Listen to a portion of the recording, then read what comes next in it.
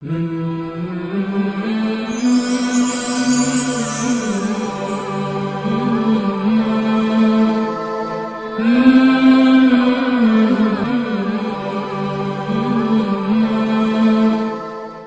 اللہ الرحمن الرحیم. ناظرین کرام السلام علیکم ورحمۃ اللہ وبرکاتہ. آپ تمام کا تہ دل سے استقبال کرتا ہوں چینل ون کے ماہ مبارک رمضان کے اسپیشل پروگرام میں اے ایمان والوں میں. ماہ مبارک رمضان کا مہینہ اللہ تعالیٰ سے قریب ہونے کا مہینہ ہے. اس میں ہر مسلمان چاہتا ہے کہ زیادہ سے زیادہ تلاوت قرآن کرے اور زیادہ سے زیادہ وہ عبادت کرے. یہ بہترین موقع ہوتا ہے جب بندہ اپنے رب کے قریب ہوتا ہے. آئیے اس آیت کی جانب آپ تمام کو لے جانا چاہوں گا جس میں اللہ تعالیٰ خود ارشاد فرما رہا ہے کہ اس کے قریب آؤ. وہ کون سی آیت ہے آج کے پروگرام میں ہم لوگ جاننے کی کوشش کریں گے، لیکن اس سے پہلے آئیے ملاقات کرتے ہیں عالی جناب مولانا کمال احمد خان صاحب سے. السلام علیکم. وعلیکم السلام ورحمۃ اللہ وبرکاتہ. مولانا صاحب، یہ مہینہ ماہ مبارک رمضان کا رحمت کا مہینہ، برکت کا مہینہ، فضیلت کا مہینہ، جتنا میں کہوں مطلب الفاظ شاید کم پڑ جائیں، لیکن یہ مہینہ بہت بڑا مہینہ ہے. اور آج اس آیت کی جانب میں چاہتا ہوں کہ آپ ناظرین کو لے جائیں، ہم سبھی لوگوں کو لے جائیں، جہاں پر اللہ تعالیٰ حکم دے رہا ہے کہ وہ بندہ جو ہے اللہ کے قریب آئے. وہ کون سی آیت ہے آقا؟ بسم اللہ الرحمن الرحیم. یا ایہا الذین آمنوا اذکروا اللہ ذکرا کثیرا. ایمان والو، اللہ کا ذکر بہت زیادہ کیا کرو، یعنی تم یاد خدا میں بہت زیادہ رہا کرو. وہ جو آپ نے جو جملہ کہا کہ اللہ سے قریب ہوا جائے، جتنا آپ خدا کو یاد کریں گے، جتنا ذکر خدا میں زندگی بسر کریں گے، اتنا ہم خدا سے قریب ہوتے جا رہے ہیں. لیکن الحمدللہ ماہ مبارک رمضان ایک ایسا مہینہ ہے کہ 24 گھنٹہ اللہ تعالیٰ سے بندہ جو ہے جڑا ہوا ہوتا ہے.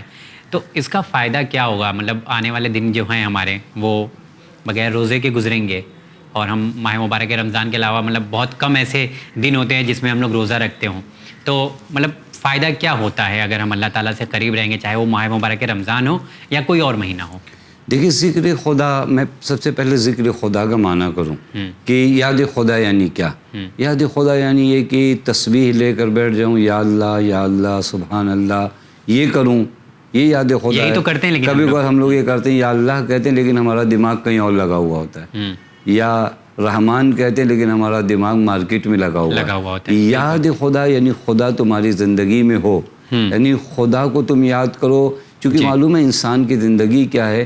انسان کی زندگی میں مشکلات کئی عدد ہیں. غفلت سب سے بڑی ایک مشکل ہے جو انسان کی زندگی میں ہمیشہ آتی ہے. شیطانی وسوسے یہ انسان کی زندگی میں ہر لمحہ آتے رہتے ہیں.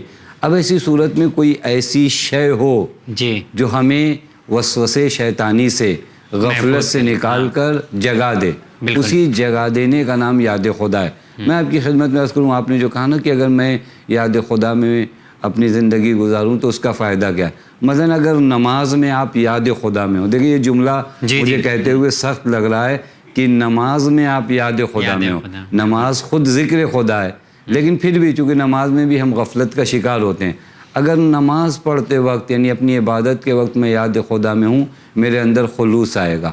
اگر کہیں گناہ کی محفل لگی ہوئی، سجی ہوئی، جہاں لوگ بیٹھے ہوں، وہاں مجھے اگر خدا یاد ہو تو میں بڑی آسانی سے اس گناہ کی جگہ سے اپنے آپ کو کیا کر لوں گا، ہٹا لوں گا. یعنی جتنی مرتبہ میری زندگی میں یاد خدا، یا گناہ کے بعد اگر میں یاد خدا میں آ جاؤں، گناہ ہو گیا پھر خدا یاد آ گیا، خدا جیسے یاد آیا مجھے توبہ یاد آئے گی. بالکل، جب تک مجھے خدا نہیں یاد آتا، گناہ کے بعد توبہ یاد نہیں آتی.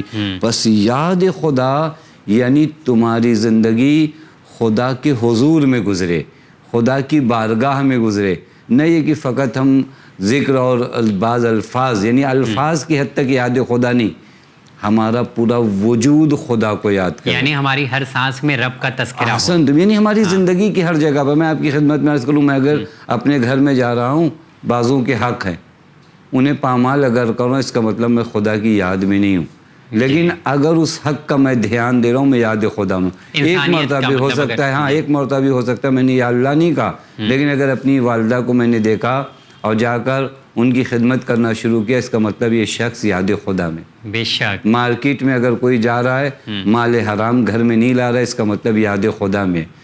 پڑوس میں اگر رہ رہا ہے اور کسی کو تکلیف نہیں پہنچا رہا ہے، یعنی یاد خدا میں. یاد خدا کا معنی یہ، اور یہ یاد خدا وہ عبادت ہے میں آپ کی خدمت میں عرض کروں، پیغمبر فرماتے ہیں، پیغمبر سے جب کسی نے پوچھا سب سے افضل بندہ خدا کون ہے، جی اب یہ بھی تو ہو ماہ مبارک رمضان میں ایک سوال کیا جائے سب سے افضل بندہ خدا کون ہے، تو پیغمبر فرماتے ہیں الذاکرون اللہ کثیرا، وہ جو خدا کی یاد میں زیادہ ہو. قیامت کے دن سب سے افضل بندہ وہی وہ ہے جو سب سے زیادہ اللہ تعالیٰ کی یاد میں رہتا ہے. اچھا، عمل کے حوالے سے کوئی عمل ہوگا کہ مطلب جو اس چیز کو اور انکریز کر سکے نارمل ڈیز میں بھی، کوئی ایسا عمل یا فریضہ؟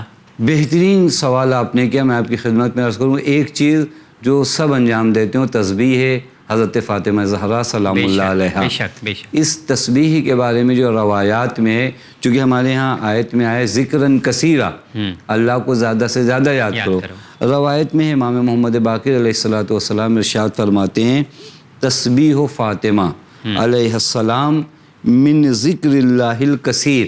اگر آپ سے کہیں کہا گیا کہ اللہ کو زیادہ یاد کرو، مولا فرماتی یہ تسبیح حضرت زہرا جو ہے نا یہ ذکر کثیر میں شمار ہوتی ہے. جو یہ تو لیکن ہم لوگ پنجگانہ نماز کے بعد ہی صرف پڑھتے ہیں نا. احسن، تم اس سے اگر آپ غور کریں، آپ سوتے وقت اسے پڑھیے، اٹھتے وقت پڑھیے، لیکن اللہ اکبر، اللہ اکبر 34 مرتبہ اللہ اکبر اور 33 مرتبہ الحمدللہ اور 33 مرتبہ سبحان اللہ. ضروری نہیں ہے کہ صرف نماز کے بعد نماز کے بعد پڑھنا، نماز کے بعد بہت زیادہ فضیلت ہے. ہم یہیں پر آپ کے اس پروگرام کی برکت سے تمام ناظرین کی خدمت میں بھی عرض کریں کہ نماز کے فوراً بعد سب سے عظیم عمل جو آپ کی عبادت کو بہت اونچائیوں پہ پہنچاتی ہے اس کا نام تسبیح حضرت زہرا سلام اللہ علیہا ہے. خدا کے لیے اسے فراموش نہ کریے اور خود اس تسبیح کو غفلت کی حالت میں مت پڑھیے.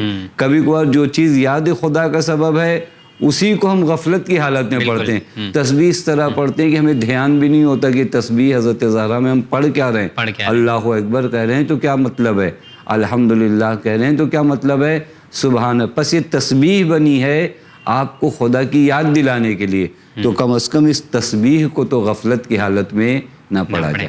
کیونکہ ایک منٹ میں مطلب ایک منٹ کیا میرے خیال سے مطلب 100 دانے 100 سیکنڈ بھی نہیں لگتا. جی بعض اوقات تو وہ آ کے دانے بتاتے ہیں کہ ہم ختم ہو گئے ہیں، اگر وہ اسٹاپر نہ ہو تو ہوش بھی نہ ہو کہ اللہ اکبر 34 بار ہو گیا. کہ یہ تسبیح کو غفلت کی حالت میں نہ پڑھا جائے، تھوڑا سے وقت دیا جائے تسبیح کے لیے. اور ائمہ معصومین علیہ الصلوۃ والسلام کا حکم ہے تسبیح حضرت زہرا سلام اللہ علیہا کے لیے کہ نماز کے بعد سب سے افضل تعقیبات میں سے تسبیح حضرت زہرا سلام اللہ علیہ. اگر ہم لوگ مطلب دیکھتے ہوئے آئے ہیں اور یہ بات آج جا کے کلیئر ہو گئی کہ بی بی زہرا سلام اللہ علیہ کی تسبیح پڑھنے کا حکم کیوں دیا گیا ہے، اس سے آپ کی جو عبادت ہے وہ بلندی کی طرف جاتی ہے. لیکن جانے سے پہلے ایک گزارش ہے، جس طرح سے آغا نے بھی کیا ہے کہ ہم لوگ دیکھتے ہیں کہ نماز ختم ہونے کے بعد ہم باتوں میں یا موبائل چیک کرنے میں یا کچھ اور عمل میں لگ جاتے ہیں، لیکن ہم سب کو سب سے پہلے تسبیح زہرا پڑھنا چاہیے. تسبیح حضرت زہرا سلام اللہ علیہ پڑھیں. آگا بہت شکریہ، انشاءاللہ اگلے پروگرام میں پھر آپ سے ملاقات کریں گے. تو جی ہاں ناظرین، اس پروگرام کو یہاں پر ختم کرتے ہیں کیونکہ وقت ہے کہ اس پروگرام سے الوداع کہوں آپ لوگوں کو. انشاءاللہ کل کے پروگرام میں پھر آپ تمام لوگوں سے ملاقات کریں گے، کچھ اہم پیغام، کچھ اہم آیتوں کے حوالے سے گفتگو کریں گے. دیکھتے رہیے چینل میں. بہت شکریہ.